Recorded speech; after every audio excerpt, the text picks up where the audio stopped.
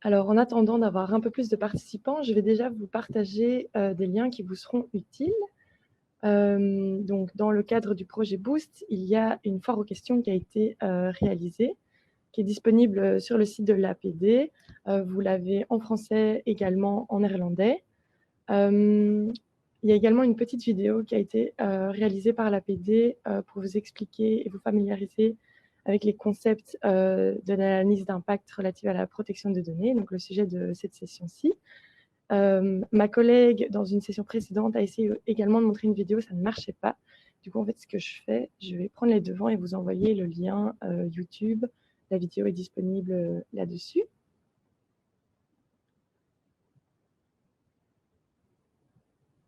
Voilà, il y a encore un dernier lien que je vais vous envoyer et puis je vais commencer la session. Hop.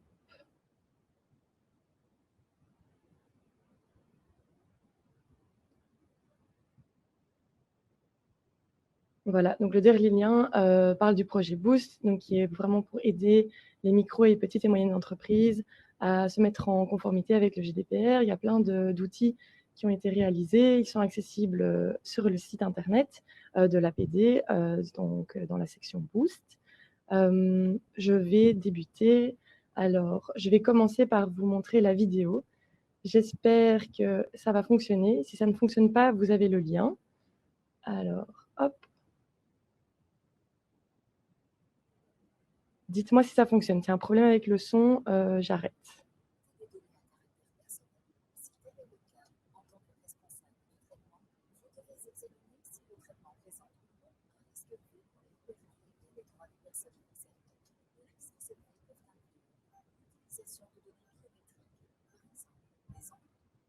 Voilà, alors c'est bien ce que je craignais, il y a un petit problème avec le son.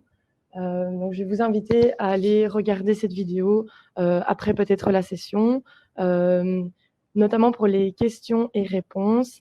Je vous propose de me retrouver dans le booth pour l'expo, car en 30 minutes, ça va être très difficile de parcourir tout ce qu'on doit parler et répondre à vos questions, mais je reste bien évidemment disponible plus tard dans le booth où vous pouvez venir poser vos questions sur l'analyse d'impact. Alors, je vais mettre en grand écran et nous allons commencer la présentation. Alors, hop, un petit réglage ici. Donc, nous allons parler de l'analyse d'impact relative à la protection des données. Alors, je me présente, je m'appelle Noémie, je suis chercheuse pour la KUL et j'aide ici dans le cadre du projet Boost. Donc, je vous en ai parlé à travers les petits liens que je vous ai envoyés. Ça vaut vraiment la peine d'aller jeter un œil sur le site de l'autorité de la protection des données. C'est vraiment quelque chose qui est fait pour donner de l'information de manière accessible à des entreprises de plus petite taille sur les problèmes que vous pourriez potentiellement rencontrer, notamment sur la conformité au GDPR. Alors, tout de suite, plongeons dans ce sujet. Donc, qu'est-ce que c'est l'analyse d'impact? Quelle est son origine? Donc, l'ancêtre du RGPD, donc le Règlement général relatif à la protection des données, c'est une directive. Seulement, dans cette directive, il y avait des petits problèmes, notamment concernant l'analyse des risques. Ce qu'on voyait en pratique, c'est qu'il y avait une évolution rapide de la technologie donc, entre les années 90 et les années 2010, qui était accompagnée par une augmentation des risques des violations des droits en matière de protection des données. Il y avait dans ces directives une approche vraiment réactive. Donc, c'était une fois que les risques s'étaient matérialisés, il y avait toute une sorte de mécanismes et d'outils potentiels pour venir apporter des solutions. Mais il manquait en fait cette analyse a priori. Et alors, le GDPR est venu combler ce principe et ce manque en venant déterminer et mettre en place un principe de responsabilité assez général qui est étendu, donc Accountability Principle. Donc, selon ce principe, vous devez pouvoir être compliant, être en conformité avec le GDPR, mais aussi être capable de le démontrer, donc de montrer, de documenter ceci. C'est une obligation générale, mais il y a aussi des obligations spécifiques qui sont reliées à ce principe de responsabilité. Et l'analyse d'impact en est une. Donc, c'est une analyse, une obligation spécifique. C'est vraiment quelque chose qui va venir vous aider avant le traitement, à venir appréhender les risques potentiels du traitement des données à caractère personnel. Ça vient vous aider à améliorer votre responsabilisation, à démontrer votre conformité et à designer, construire un traitement qui sera respectueux pour anticiper les problèmes éventuels. Donc voilà, c'est une risk-based approach et c'est aussi en lien avec le privacy by design, donc vraiment la protection des données dès la conception d'une nouvelle activité. Alors, qu'est-ce que c'est? C'est un outil vraiment qui va vous appuyer et vous guider. Parfois, ça peut faire peur, un terme comme analyse d'impact sur la protection des données. Qu'est-ce que ça comporte? J'essaie aujourd'hui d'un petit peu décortiquer tout ça et vous donner des tips et des conseils pour réaliser cette analyse d'impact. C'est vraiment quelque chose qui va vous guider tout au long de votre activité de traitement des données personnelles. Il y a plusieurs composantes. Il va falloir décrire votre traitement des données, en évaluer la nécessité et la proportionnalité par rapport donc, aux besoins pour lesquels vous devez avoir cette activité de traitement et gérer les risques pour les droits et libertés. Donc, c'est vraiment quelque chose qui va vous aider à mettre tout en équilibre, respecter les intérêts de chacun et s'il y a des risques trop élevés, déterminer les mesures qui sont nécessaires pour apprendre, pour gérer et atténuer ces risques. Donc, quand faut-il faire cette analyse d'impact? C'est important de faire cette analyse avant la mise en œuvre du traitement pour bien identifier les risques et mettre en place des mesures avant que le traitement ne prenne lieu. Donc, le plus en amont possible pour bien analyser tout ce qui pourrait se passer. Alors, c'est quelque chose qu'il va falloir actualiser et revoir régulièrement, car les risques, ce sont des choses qui évoluent assez rapidement, aussi en fonction de l'évolution technologique, l'évolution de l'environnement. On est dans un monde qui bouge énormément et il peut y avoir des nouveaux risques ou des risques qui n'existent plus. Et donc, c'est quelque chose qu'il faut vraiment updater, mettre à jour régulièrement et ça vous aidera à avoir une conformité de manière durable. Alors, qui doit faire cette analyse d'impact? Eh bien, cette analyse d'impact doit être réalisée par le responsable du traitement. Il y a plusieurs sessions aujourd'hui, et notamment dans la brochure, qui vous expliquent comment déterminer si vous êtes responsable ou pas d'un traitement. Alors, parfois, dans une entreprise, il y a évidemment beaucoup d'acteurs qui entrent en compte. Alors, il est de bonne pratique, lorsque vous devez faire cette analyse d'impact, de faire un petit mapping, une cartographie et de définir les rôles et responsabilités spécifiques de chacun. Donc, la responsabilité incombe au responsable du traitement, mais il a aussi la responsabilité de venir contacter dans l'entreprise les personnes les plus à même de venir l'aider, que ce soit le délégué à la protection des données, le juriste de l'entreprise, le responsable de la sécurité, le responsable du projet. C'est vraiment un travail collaboratif. Donc, il y a une personne responsable, mais beaucoup d'acteurs doivent intervenir pour donner une analyse la plus complète possible et qui va vraiment analyser tous les risques qui pourraient arriver. Donc, il y a d'autres acteurs qui interviennent dans l'analyse d'impact. Donc, si vous avez un délégué à la protection des données, il faut le consulter, il doit être impliqué dans ce processus. Si, par exemple, vous développez une activité qui contient des données personnelles et que vous avez un sous-traitant qui également a accès et traite ces données personnelles, c'est important de l'impliquer dans ce processus parce que c'est un travail du coup collaboratif et lui va apporter des données, vous allez apporter aussi des informations et ensemble, vous allez réussir à faire une analyse complète. Alors, dans le cas échéant, parfois, il faut aussi contacter les personnes concernées par le traitement des données personnelles. Donc, qu'est-ce que ça veut dire le cas échéant? Quand est-ce que vous devriez contacter ces personnes? Eh bien, c'est là où il existe des motifs importants de procéder à une telle consultation, compte tenu, par exemple, de la nature, du contexte, de la portée, de la finalité, de l'impact potentiel que ça peut avoir pour eux, mais ça doit se faire de manière proportionnelle. Par exemple, si pour vous, faire ceci, ce serait totalement, ça compromettrait par exemple la confidentialité de vos plans d'affaires, ou ce serait disproportionné ou irréalisable de contacter les personnes, vous ne devez pas le faire. Mais il y a une chose qui est très importante dans cette analyse d'impact, c'est de bien garder des traces de cette réflexion, du fait que vous vous êtes posé la question si oui ou non, est-ce que c'était approprié dans ce cas-ci de contacter les personnes et d'expliquer pourquoi vous avez considéré que ce n'était pas approprié. Alors, est-ce que c'est obligatoire? Non, ce n'est pas obligatoire dans tous les cas. Tout va dépendre en fait du traitement des données que vous effectuez. Donc, c'est vraiment une analyse au cas par cas. Ce sera obligatoire quand il y a des risques élevés pour les droits et libertés des personnes concernées. Ce sont des éléments que je vais détailler un peu plus maintenant dans les prochaines slides. C'est peu importe la taille du responsable du traitement. Donc, que vous soyez une micro-entreprise, une PME ou une plus grosse entreprise, c'est quelque chose que vous devez faire et c'est vraiment quelque chose que vous devez voir de manière positive comme un outil pour vous aider à vous poser les bonnes questions et justement peut-être faire appel à des professionnels plus experts dans la matière et bien collaborer avec les différents acteurs qui vont intervenir dans ce traitement. Alors, ce n'est pas obligatoire quand, premièrement, il n'y a pas de risque élevé. Deuxièmement, si le traitement figure sur une liste des exceptions adoptée par l'autorité de la protection des données.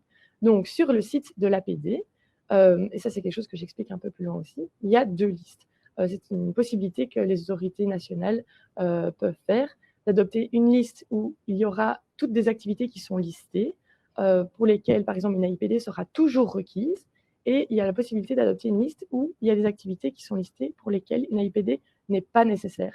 Donc, je vous invite à aller regarder le site de l'autorité de la protection des données, car du coup, ces listes-là sont bien détaillées, c'est bien expliqué selon quels critères ils se basent, pour voir si, par exemple, si vous tombez dans le champ d'une exception, et du coup, vous ne devez pas faire ceci. Alors, il y a aussi lorsque le traitement a déjà fait l'objet d'un examen par une autorité de contrôle, style l'APD, et que les conditions, donc avant mai 2018, et que ces conditions spécifiques n'ont pas changé.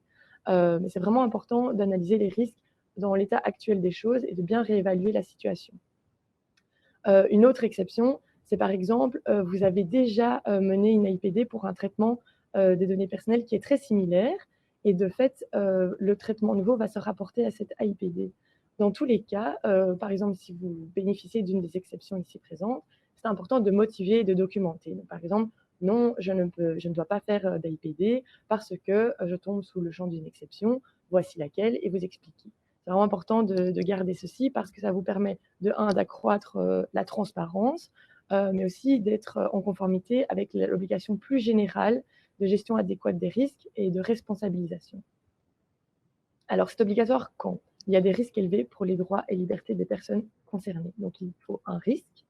Un risque, c'est la possibilité, la probabilité qu'un événement ou qu'une menace déterminée se produise, entraînant un impact d'une gravité déterminée et élevé. Alors, le GDPR ne donne pas énormément de détails sur qu'est-ce que c'est un risque élevé. Et donc, il y a des outils supplémentaires qui sont venus compléter le GDPR pour vous aider à déterminer si oui ou non le risque est-il élevé ou pas. Et pour les droits et libertés, je vous expliquerai un peu plus tard qu'est-ce que ça correspond. Alors, comment déterminer si mon risque est élevé? Donc, dans l'article 35, paragraphe 3 du RGPD, il y a une liste de cas où une AIPD est toujours requise. Ensuite, il y a les listes que les autorités nationales de contrôle, l'APD, par exemple ici pour la Belgique, peuvent établir pour déterminer quel traitement pour une AIPD est toujours requise ou non. Et il y a aussi le Comité européen de la protection des données, qui est venu adopter des lignes directrices pour guider et donner plus d'informations sur ce qui se passe dans l'APD et dans quel cas est-ce qu'il faudrait, oui ou non, réaliser ceci. Ils ont identifié 9 critères. Alors, nous allons analyser chaque point maintenant ici. Alors, donc, les listes de cas où une AIPD est toujours requise. Donc ici, vous avez les 3 cas, A, B, C. Et après, j'ai 3 petits exemples pour vous expliquer de manière plus illustrée à quoi cela correspond. Donc, une évaluation systématique et approfondie d'aspects personnels sur un traitement automatisé et qui produit une décision ayant des effets juridiques ou similaires. Par exemple, la conclusion d'un contrat, le refus d'avoir des avantages sociaux ou un impact de manière importante sur la vie des personnes. Un traitement à grande échelle de catégories particulières de données personnelles, type des données sensibles. Ce sont des données qui révèlent par exemple les opinions politiques, religieuses, des données relatives à la santé, des données biométriques. Un cas de surveillance systématique à grande échelle d'une zone accessible au public. Ça peut être par exemple la rue, un centre commercial, une bibliothèque publique. Donc voici 3 exemples. Donc, par exemple ici, un système de suivi des élèves et de e-learning, ça correspond à la petite catégorie A, évaluation systématique et approfondie des élèves. Ça se passe en ligne. Et ici, il y a une appréciation des connaissances, prestations, aptitudes sociales. Et ça aura une décision qui aura un impact, pas juridique, mais un impact significatif sur la vie des élèves, la poursuite ou non d'études, du parcours de formation, avoir un profil financier, conduire une analyse sur des personnes dans le but d'octroyer ou pas un crédit, vidéosurveillance systématique à grande échelle. Par exemple, on installe de la vidéosurveillance dans des gares et il est important dans ce cas-là de réaliser une AIPD car c'est une obligation légale. Alors, le deuxième critère et le deuxième moyen pour savoir si oui ou non je me retrouve dans une activité ou de traitement qui nécessite une étude d'impact, c'est d'aller voir le site de l'Autorité nationale de protection, le site de l'AIPD, pour voir les opérations pour lesquelles la liste est requise ou n'est pas requise. Donc, je vous invite à aller voir. Je ne vais pas tout détailler, mais voici par exemple les activités pour lesquelles l'APD considère qu'une l'étude d'impact est toujours nécessaire et requise. Donc voilà, par exemple, vous voyez ici l'Internet des objets, ici les données de santé, quand il y a une voie automatisée et un dispositif médical actif. Ensuite, ici, vous avez la liste pour laquelle une AIPD n'est pas requise. Donc, je vous invite à bien lire toutes les conditions parce qu'il faut, par exemple, que la durée ne soit pas trop étendue, qu'il y ait des mesures de sécurité, qu'il n'y ait pas plus de données collectées que nécessaire. Par exemple, pour une activité de traitement, ce serait d'avoir des données personnelles, mais pour permettre l'administration du salaire ou pour gérer la comptabilité du responsable du traitement. Le troisième moyen pour déterminer si oui ou non vous êtes dans une activité, un traitement qui présente un risque élevé, ce sont les lignes directrices. Alors, il y a 9 critères qui ont été identifiés. Généralement, quand il y a 2 critères qui sont réunis par votre activité de traitement, on considère qu'une analyse d'impact est nécessaire. Donc, au plus il y a de critères, au plus il est nécessaire de faire cette AIPD et que des mesures seront nécessaires pour atténuer les risques. Mais il est possible qu'un seul des critères soit rempli et que vous deviez quand même faire une analyse d'impact parce que si le risque est élevé, qu'il y ait un critère, ce sera déjà suffisant. Mais au plus de critères il y a, au plus il est nécessaire de faire cette analyse. Donc, nous allons passer en revue les différents critères. Je vais à chaque fois donner des exemples pour un peu vous illustrer à quoi correspondent-ils. Donc, lorsqu'il y a une évaluation d'un individu, l'évaluation se base notamment sur sa situation de santé, les préférences, les centres d'intérêt personnel, la localisation, les déplacements.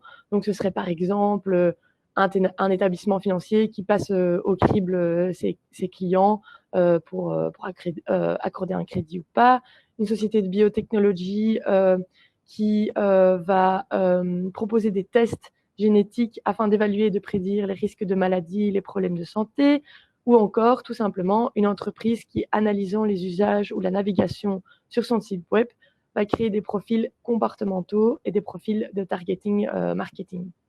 Alors ensuite, le deuxième critère, la décision automatique avec effet légal ou significatif similaire. Donc par exemple, quand les données utilisées et le traitement va mener et peut entraîner l'exclusion ou une discrimination d'une personne physique.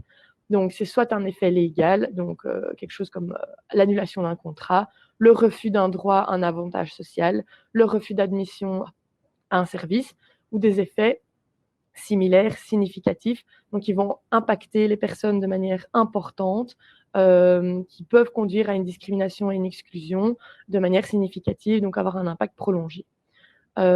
Ensuite, le troisième critère, une surveillance systématique. Donc le traitement va être utilisé pour observer, surveiller, contrôler les personnes concernées via la collecte de données via des réseaux ou d'une zone accessible au public. Donc ici, les mots sont importants et quand on parle de systématique, c'est vraiment quelque chose qui est préparé, organisé de manière méthodique. C'est dans le cadre, par exemple, d'un plan plus général de collecte de données, d'une stratégie de surveillance. Et la zone accessible au public, ça correspond à un lieu qui soit ouvert à tout un chacun. Une place, un centre commercial, un marché, une gare, une bibliothèque publique. Le quatrième critère, si le traitement concerne des données sensibles ou données à caractère hautement personnel. Alors, vous n'êtes pas sans savoir, ou peut-être que vous ne savez pas, mais dans le GDPR, il y a un peu une distinction entre deux types de données. Les données dites générales, données personnelles générales, et des données personnelles dites sensibles. Ces données-là demandent et requièrent une protection supplémentaire. Et donc, ici, vous avez ces données sensibles qui sont répertoriées. Donc, il y a à la fois les données qui révèlent, par exemple, l'origine raciale, ethnique, les opinions politiques. Je vous invite à lire la slide ici, mais également les données relatives aux condamnations pénales. Mais ici, ce n'est pas seulement les données sensibles au sens du GDPR, mais plus des données sensibles, carrément hautement sensibles dans le sens commun, des données extrêmement privées, extrêmement intimes. Donc ici, on fait appel au sens commun. Et il faut voir également si la personne n'a pas rendu public ces informations ou pas. C'est un critère qui peut être également pris en compte pour voir si une analyse est nécessaire ou pas, une analyse d'impact. Ensuite, je continue. Le critère numéro 5, collecte des données personnelles à large échelle. Donc, si votre activité de traitement brasse un large spectre. Alors, il y a plusieurs facteurs à prendre en compte pour déterminer si oui ou non votre traitement est à large échelle. Le nombre de personnes concernées, le volume des données, la durée et la permanence de l'activité, également l'étendue géographique. Donc, par exemple, voilà, je collecte des données de personnes, pas seulement de la Belgique, de différents pays européens, pendant une durée très longue. Le volume est assez important, je collecte pas mal de données et le nombre de personnes est assez élevé. Alors, le 6e critère, croisement des données, serait par exemple 2 opérations de traitement qui sont matchées ensemble pour donner et aboutir sur quelque chose de nouveau. Et là, à ce moment-là, on a un peu un problème au niveau de la limitation de la finalité du traitement. Et à partir du moment où ça outrepasse les attentes raisonnables de la personne concernée, il est nécessaire de faire cette étude d'impact. Par exemple, la personne n'aurait pas pu prévoir qu'en vous donnant ces données-là, vous alliez les matcher avec un autre par exemple, dataset que vous possédez, et de ce fait, une étude d'impact est nécessaire. Ensuite, les données concernant les personnes vulnérables. Donc là, une étude d'impact est nécessaire et c'est justifié par en fait le déséquilibre des pouvoirs et de l'information entre les personnes concernées et le responsable du traitement. Donc c'est par exemple le cas où des personnes se trouvent en fait dans l'incapacité de consentir ou de s'opposer aisément au traitement ou d'exercer leurs droits. C'est des situations plus délicates, notamment là on a les exemples pour les enfants, les employés, des personnes dites plus vulnérables, souffrant de maladies, des personnes âgées, des patients. Donc là, une étude d'impact serait nécessaire. Lorsqu'il y a l'utilisation innovante d'applications de solutions nouvelles, lorsqu'il y a le développement ici d'une nouvelle technologie, il est important d'apprécier les risques que cette nouvelle technologie pourrait développer et que l'utilisation des données personnelles pour développer cette technologie doit être appréciée au niveau des risques. Ensuite, le dernier critère, lorsque, lors du fait du traitement lui-même, les personnes concernées ne peuvent pas exercer un droit ou bénéficier d'un service ou d'un contrat. Donc, c'est des opérations qui visent à autoriser, modifier, refuser l'accès. C'est une banque qui va screener son client pour autoriser, refuser l'accès à un service ou à la conclusion d'un contrat. Donc, voici quelques petits exemples. Je vais en prendre juste un parce que je vois que le temps file. Donc, ce serait par exemple, pour une étude d'impact est nécessaire si la surveillance systématique d'une entreprise, des activités de ses employés, y compris leur poste de travail, leur activité sur Internet, etc. Ici, on tombe dans 2 critères différents. Le premier, surveillance systématique, et ensuite, le fait que les données concernent des personnes dites vulnérables. De fait, une analyse d'impact est nécessaire. D'autres exemples où, par exemple, une analyse d'impact n'est pas requise, ce serait par exemple l'utilisation par un magazine ici en ligne d'une liste de diffusion pour communiquer à ses abonnés son digest générique quotidien. Donc ici, ce seraient des données traitées à grande échelle, mais on se rend compte que les risques ne sont pas très élevés et donc de fait, une analyse d'impact n'est pas nécessaire. Que faire en cas de doute? Vous ne savez pas très bien si oui ou non vous correspondez à plusieurs critères. Vous ne pouvez pas exclure le fait qu'il y ait un risque. Alors, dans ces cas-là, n'hésitez pas, faites-le. In case of doubt, do it, because c'est une win-win operation. Donc, c'est une bonne pratique ou une obligation légale. Donc, si effectivement il y avait un risque élevé, dans tous les cas, vous êtes couvert parce que vous avez réalisé cette analyse d'impact. Ou si ce n'était pas nécessaire, de toute manière, c'est une bonne pratique et ça aide à améliorer la transparence de vos activités et également à documenter votre principe de responsabilité et témoigner du fait que vous vous êtes posé les bonnes questions au bon moment. Alors, qu'en est-il de la méthodologie? Comment ça se passe concrètement? Alors, il y a différentes méthodologies. Sur Internet, vous pouvez trouver pas mal de templates. Il y a déjà des documents avec des checklists qui peuvent vous aider à guider votre appréciation. Donc, au niveau des méthodologies, c'est assez flexible. Il y a parfois des méthodologies sectorielles, des méthodologies qui sont standardisées. Il y a parfois des autorités de la protection des données qui vont mettre à disposition des méthodologies particulières. La CNIL, donc l'autorité de la protection des données française, a notamment développé un outil interactif pour justement aider les personnes à réaliser cette étude d'impact. Il y a pas mal de choses que vous pouvez trouver en ligne, et notamment des initiatives sectorielles, peut-être voir avec votre business association s'ils en recommandent une particulière. Donc, il n'y a pas une méthodologie unique, mais par contre, il y a des critères communs que je vais analyser maintenant. Donc, critères qui permettent de déterminer qu'est-ce que doit contenir cette analyse d'impact. Donc, voilà, plusieurs choses. Tout d'abord, une description des opérations, une évaluation de la nécessité et la proportionnalité, une évaluation des risques pour les droits et libertés des personnes et une évaluation des mesures envisagées, tant les mesures pour pallier aux risques, mais aussi des mesures pour apporter la preuve du respect du présent règlement. Donc, par exemple, faire des rapports, tenir compte de ce que vous faites, prendre note, etc., garder une trace écrite de l'évaluation que vous faites. Donc, voici un petit diagramme que vous pourrez trouver. Vous pourrez trouver les sessions enregistrées après, car je vais aller un peu plus vite maintenant, je vois le temps en file. Donc, première chose, une description systématique des opérations. Donc, vous devez décrire précisément qu'est-ce que vous allez faire, quelle est la nature, la portée, le contexte et les finalités du traitement. Donc, si vous vous basez sur une base légale, vous devez expliquer sur quelle base légale vous vous basez. Quelles sont les données concernées? Qu'est-ce que vous allez collecter? Pendant combien de temps? Qui va avoir accès à ces données? Donc là, vous faites vraiment une cartographie, un petit mapping de votre activité de traitement. Comment est-ce que vous allez faire? Donc, par exemple, les données, elles sont sur papier, elles sont en ligne, où est-ce qu'elles sont conservées? Est-ce que vous utilisez et vous suivez les bonnes pratiques d'un code de conduite particulier? Et après, ici, vous voyez, ça, c'est les éléments qui sont requis.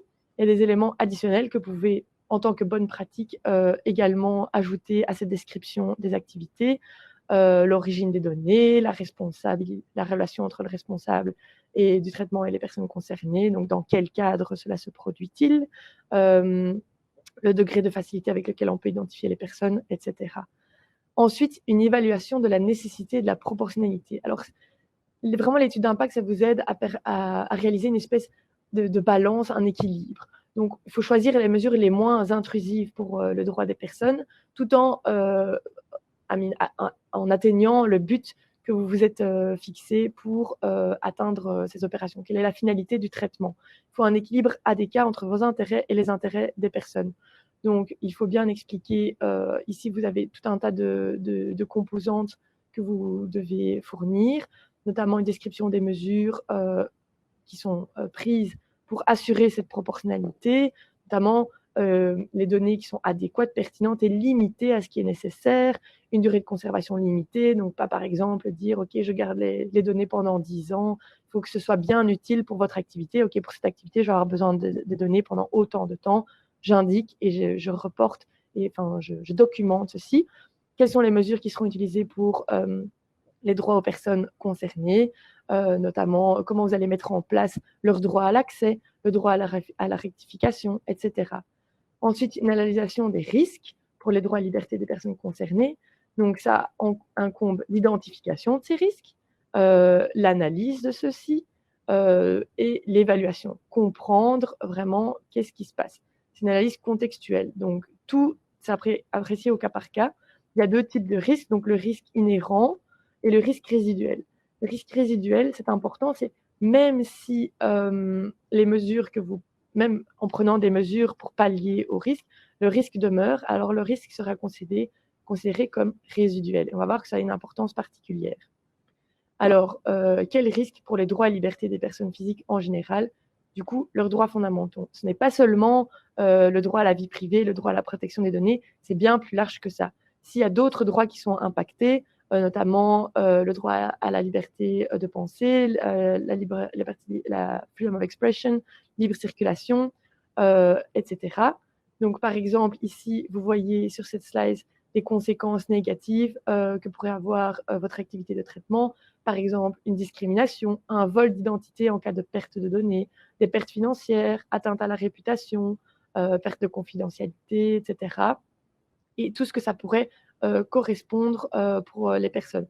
Ça pourrait être la perte d'une opportunité, une atteinte à son bien-être, une stigmatisation, un refus d'accès à une limitation à un lieu ou un événement, traitement déloyal, etc., etc. Donc c'est important d'avoir une approche globale. Ce n'est pas seulement sur la protection des données, ça va bien plus loin. L'analyse des risques est beaucoup plus globale. Alors, en résumé, ce que vous devez indiquer dans l'évaluation des risques, c'est vraiment l'origine, quelle est la nature des risques, quelle est la gravité, sur quels droits et libertés se rapportent-ils, quels sont les impacts potentiels, les menaces. Il faut vraiment essayer d'avoir une analyse vraiment globale de tout cela. Concernant ensuite le dernier point, les mesures envisagées, vous devez expliquer, une fois que vous avez identifié les risques, qu'est-ce que vous allez mettre en place pour atténuer ces risques-là. Donc des garanties, les mesures et mécanismes. Donc ça peut être notamment des mesures organisationnelles, séparation de fonctions, faire des rapports, des contrôles périodiques, des mesures techniques. Ok, je vais avoir recours à la pseudonymisation, je vais utiliser des outils informatiques qui ont une protection élevée, etc., ou des mesures juridiques, des garanties contractuelles, des règles d'entreprise contraignantes, etc. Donc, vous devez bien expliquer quelles seront les mesures qui seront utilisées. Alors, je pense que le PowerPoint sera accessible parce que vous pourrez revoir cette session après la session live maintenant. Elle sera normalement enregistrée. Il y aura également des sous-titres en néerlandais si je ne m'abuse. Jusqu'où les mesures doivent aller? Est-ce que vous devez prendre des mesures pour qu'il n'y ait plus aucun risque? Non. Vous devez prendre des mesures pour arriver à un niveau acceptable et que les risques soient diminués et qu'il y ait un équilibre adéquat entre les risques en cause et les mesures envisagées. C'est tout le sens de cette analyse d'impact. C'est vraiment avoir une proportionnalité et un équilibre entre votre finalité de traitement et le fait que vous avez besoin de ces données et la gestion des risques que cela pourrait comporter pour les individus. Donc, voilà les informations que vous pouvez indiquer concernant les mesures, quels seront les moyens pris en considération, les personnes qui seront responsables de la mise en œuvre de ces mesures, la durée de ces mesures, comment est-ce que vous allez contrôler et évaluer si ces mesures sont toujours efficaces, si elles doivent être mises à jour, etc. Donc, qu'est-ce qui se passe-t-il si jamais vous n'arrivez pas, malgré les mesures, à atteindre un niveau de risque acceptable? Alors, il faudra soit envoyer votre activité et du coup votre analyse d'impact que vous venez de réaliser, parce que c'est tout le processus qu'on vient de voir maintenant, à l'autorité de contrôle qui devra rendre un avis, soit alors vous devrez renoncer au traitement parce que le risque est trop élevé et vous seriez à ce moment-là en problème de conformité avec le règlement.